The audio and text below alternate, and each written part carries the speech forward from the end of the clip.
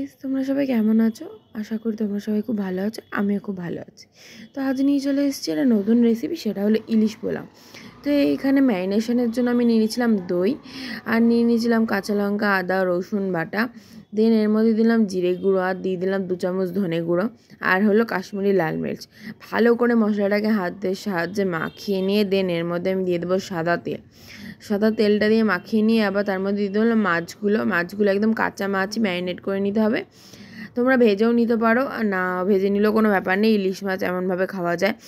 তো তারপর আমি দিয়ে নিয়েছিলাম বেরেস্তা ভাজার জন্য পেঁয়াজটা। তো সেই তেলেই পেঁয়াজটা ভেজে নেওয়ার পর ওর মধ্যে মাছগুলোকে আমি ছেড়ে দেবো। মাছগুলোকে একটু টাইম নিয়ে নিই, যতক্ষণ না মাছটা হয়ে যায় ততক্ষণ আমি মাছটাকে ভালো করে এখানে ফুটিয়ে নিয়েছিলাম। দেন মাছটা হয়ে গেছে, আমি মাঝখানে 2-3 বার এসে উল্টে পাল্টে দিয়েছিলাম।